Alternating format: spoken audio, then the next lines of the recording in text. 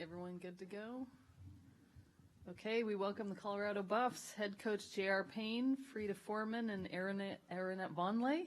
Coach, we'll have you open, and then we'll take questions. That was not the prettiest game we've ever been a part of, but I think what we all witnessed was two teams that really are just going to fight and scrap and do everything they can to win the game. I thought Oregon State played really well, and I thought in spurts we played really well also. I was just telling these guys in the hallway, really proud of how we never lost our cool. Like, we kept our composure through Oregon State's hot shooting, through some cold spells for us offensively, and we just never really got too flustered, which I love about this team. So really proud of being able to win and keep going. And yeah, just excited to get the victory and be able to keep playing tomorrow. Thank you. We'll start over there. Coach, it seemed like when you moved Jalen on to Bendu, things changed. Their offense kind of stalled out for quite a while. Is that what you saw? And why did you wait that long, I guess, to go with that? Yeah, I mean, we take a lot of pride in our defense. I don't know that we were particularly great today defensively, but we typically take a lot of pride in our defense, and we believe that every single player on our team can guard. And so I don't know that it was one person, that made a difference. But Jalen certainly can be disruptive on the basketball. And Bendu's a great player. I've known her since she was a freshman in high school. And so knowing that she runs their offense and gets them into their actions and things, I do think Jalen was able to be a little bit disruptive in just them getting, their offensive flow started. So I think that was great. Second row. For Aaronette, another defense question, but you look like you were on Reagan a lot tonight and did a really good job on her. She didn't really score until the final minutes, but can you talk about the defense on her, especially after the big game she had last night? What was kind of the key to slowing her down a little bit? Yeah, I mean, she's one of their best players, and she's also just very physical in the block. So just trying to match the physicality, keep her away from the basket, force her to take shots that are out of her comfort zone. Matt? Matthew Walter with the next. Frida, there was a moment there in the third.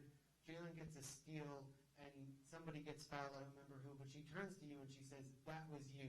Do you remember this moment I'm talking about in the game where she turns to you on this steal and points to you and says, "This was you caused this steal because of the way you played defense in that moment"?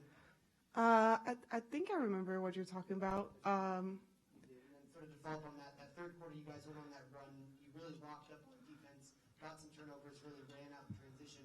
What sparked that? You just out of the locker room said, "We got to start making stops and just being more effective." We're such a defensive team, but what about that third quarter coming out of the locker room? You guys really locked up on defense. Yeah, that was definitely a focus because we know that's what our team does. That's how we really pull away from teams, and that's how we did in this game too. So every time we're feeling like we're struggling, it's always just defense. We got to get stops. We got to get easy buckets. We got to get stops. And I think Jalen has that tenacity to really fire us up on it. And then when we're all doing it collectively, it's really good for us. It's for Frida, but then also Jay, if you could comment as well. But Oregon State's a much more confident team than when you went up to Corvallis. I mean, after what they've done the last 5 days, and then they start off 6 for 7 from threes, and they're draining everything. So how kind of nerve-wracking was that? A little bit like, wow, we're letting this team be in this game here, and can you talk about that as well, Coach? I think it's just a reminder that everyone in this conference can beat anyone. All of these teams are good. It doesn't matter if you beat them by 20 last time you played. They're going to come out with everything they got. And they made a lot of shots, and we just had to adjust because they were playing really well.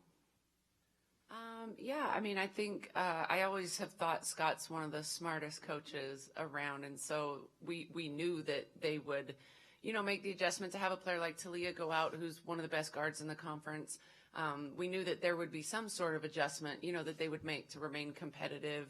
And I thought, the adjustment they've made in the last couple of weeks has gone big. That's what they have is bigs, and they're bigger than everybody else. And so they've figured out how to play with both of those post players together a lot, which is hard. I mean, it kind of still stunted some of our rotations and subs that we normally make, just knowing that we have to have our most physical players on the floor to guard them. But yeah, I agree with Frida. When they come out shooting like that, that's a difficult sort of storm to weather, not something that we typically see or we allow. But to be able to weather the storm and be able to just really stay together, like I'm glad you shared that Jalen said that. I didn't know that, but that's very indicative of the selflessness of our team. Like to be able to have a great play and turn to someone and say, that was you, like that gets me excited. So. Okay, we're going to go in the front row here and then back. David Yapkowitz from The Next. For Coach, I just want to ask you a bit about Kendall's performance. You closed the game with her, only 1 for 2 from the field, but overall her impact, I thought, defensively, she was giving her effort there, kept the ball moving, made the right passes.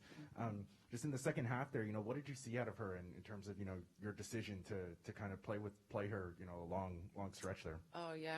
Kendall is one of our most reliable, trustworthy players on both sides of the floor.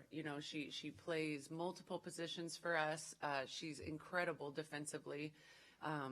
Typically, can guard someone. If someone's going off, sometimes it's like, Kendall, go get them, and she can really do a great job in being disruptive and contesting shots, and just has some of the quickest hands, I've seen, so she can do that, very consistently. But wonderful to have, multiple point guards on the floor. Even Frida played point guard in high school, so I think we finished the game with 3 point guards on the floor, to be able to get us into actions and good movement and finish plays.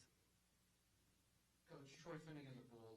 During that first half when they were pulling out to a little bit of a lead, you seem to be making a lot of subs, trying to have a lot of different lineups. What are some of the things that you're looking for or trying to find in a time like that when you're trying to get your team back? Yeah, part of that was, like I spoke about earlier, their size. There's not a lot of, when they have that type of size, there's not a lot of opportunity to play different people at different positions because they simply aren't big enough to guard those guys. And so that was a little bit of that. When they went a little bit small, we could go a little bit small and be able to rest, someone like Aaronette for a couple minutes here and there just because, they'd gone a little bit smaller. But I thought everyone that played came in and contributed and gave, valuable minutes tonight, and we needed all of them. Go ahead.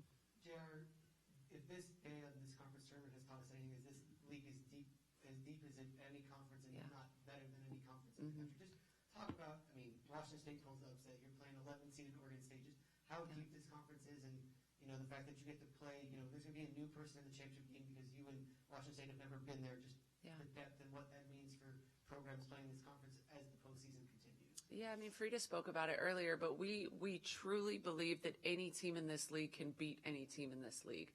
And that's saying something when you have typically 5 or 6 top 25 teams. I think everyone in this conference is very well coached. I think we have extremely skilled student athletes. I think we have athleticism. We have size. And I think it's a versatile conference. I think, you can play a team that's going to be unbelievably athletic on a Friday night. And the next day, maybe not as athletic, but so skilled and scheme, X and O so well that it really challenges you as a player, to be able to make those types of adjustments. It challenges you as a coach. But I think, without a doubt, it's the best women's basketball conference in the country.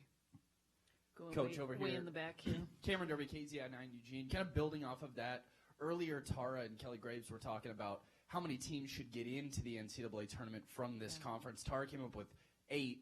You agree with that? And just kind of building off what you were saying, some of these teams are on the bubble. How many of them really deserve to be into this thing, even though they may have 14 losses? Yeah, no, I think that's a great question. I would agree. I think we should have 8 in this year. And it's hard because there's a lot of great teams, across the country. But I think when you look at the depth of our conference and you're able to survive, even with some losses, you're able to survive and weather the storm of the Pac-12, and still beating teams and competing like that. I think you've proven that you are one of the better teams in the country. And so I would love to see 8 teams in. I think, if you were to look at 7 and 8 in our conference, those teams have beat top 10 teams. For the most part, they're competing at that level, which definitely, garners acknowledgement and postseason appearances. For Aaronette, a lot of players on this team have had a lot of different experiences in this tournament, different teams, things like that. Last year, you're in this tournament, a reserve for Arizona, losing to Colorado. How much fun was tonight for you being able to play such a big role in a big win? Yeah, it means a lot just coming from last year, not really having that much of an effective role, and then losing to Colorado, so being on Colorado and, you know, advancing to the next day. So this is all new for me, but I'm just glad to be a part of it. Any final questions? All right. Thank you, All right, everyone. thanks, you Thank guys. you.